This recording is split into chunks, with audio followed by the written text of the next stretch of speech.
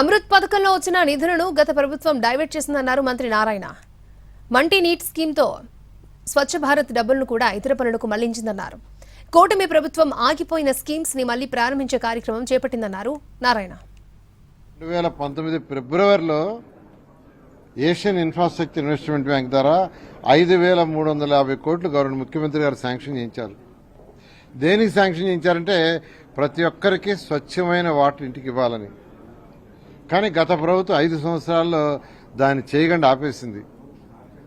అయితే మళ్ళీ ఈ ప్రభుత్వం రాగానే ముఖ్యమంత్రి గారు దాన్ని యాక్చువల్గా రివైజ్ చేయించారు. కేంద్రంతో మాట్లాడి దాన్ని టెండర్లు పిలిచేశాము. వర్క్ కూడా గ్రౌండ్ అయింది. దాని మీద ఉన్న సమస్యలు ఏమన్నా ఉన్నాయనే దానికోసం ఈరోజు వర్క్షాప్ పెట్టారు.